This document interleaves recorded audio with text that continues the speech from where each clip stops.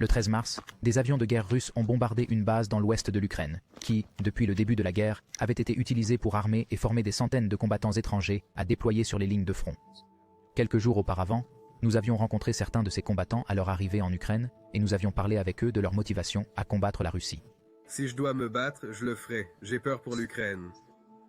À Lviv, nous avons rencontré un coordinateur bénévole qui se fait appeler Doc. Il aidait les nouveaux arrivants à obtenir un repas et un logement, puis à s'inscrire pour obtenir une arme. Doc ne travaille pas de manière officielle, mais il profite de l'occasion pour servir son pays. J'ai commencé à coordonner ce processus depuis que Poutine a bombardé Kiev. Pratiquement dès le lendemain, je me rends au bureau local de la défense territoriale.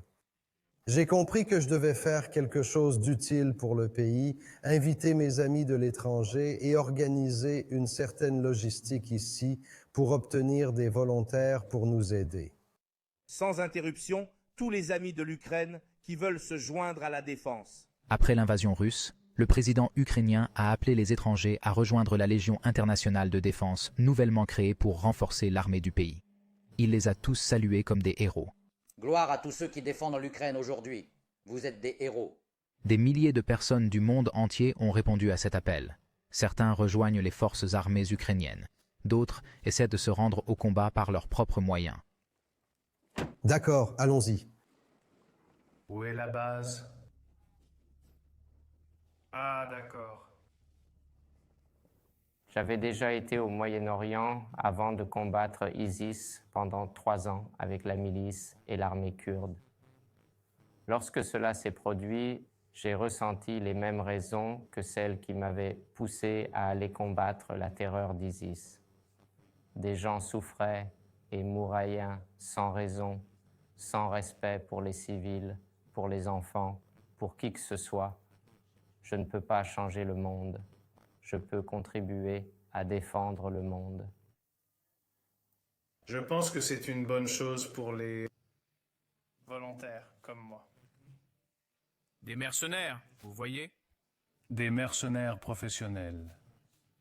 Pourquoi? Pour l'aide que j'apporte à ce pays.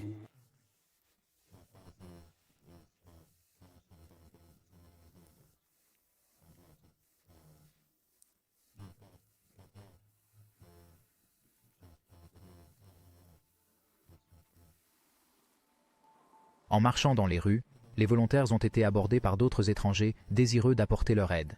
Ici, Adam est venu du sud de la Californie. Comment vous appelez-vous? Je suis américain et israélien, Adam. Professionnel.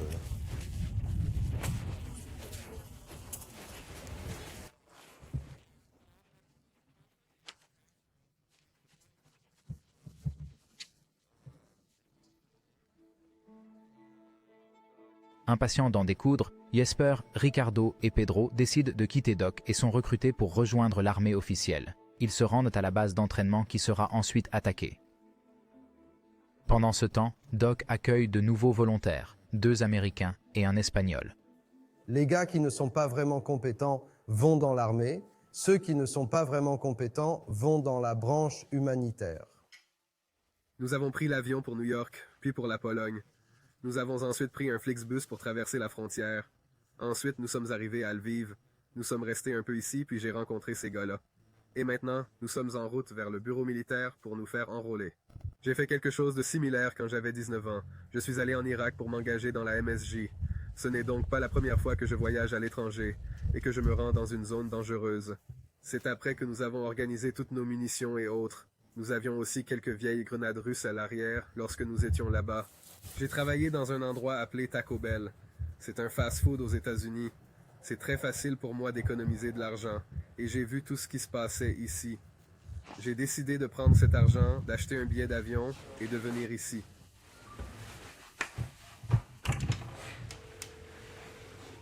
Tu es prêt? Ma mère m'a demandé si je voulais faire du bénévolat en Europe. Elle voulait que j'aille en Pologne pour aider les réfugiés. Le lendemain, j'y pensais au travail. Je travaillais au magasin du dollar et j'ai décidé que j'allais le faire. Je lui ai dit que j'allais en Ukraine pour aider. Je ne lui ai pas vraiment donné de détails sur les combats parce que je ne voulais pas qu'elle s'inquiète. Mais elle n'était pas très contente quand je lui ai dit que j'allais en Ukraine, et encore moins à Kiev, et encore moins au combat. Les volontaires ont fait leur bagage et se sont dirigés vers l'Est en direction des combats, sans armes et sans plan précis. Je ne pense pas que seuls les étrangers puissent nous sauver. Certainement pas. Mais le sentiment de solidarité et d'unité, comment dire, les liens entre les gens. Ils sentent qu'ils sont soutenus par le monde entier. C'est incroyable, vraiment.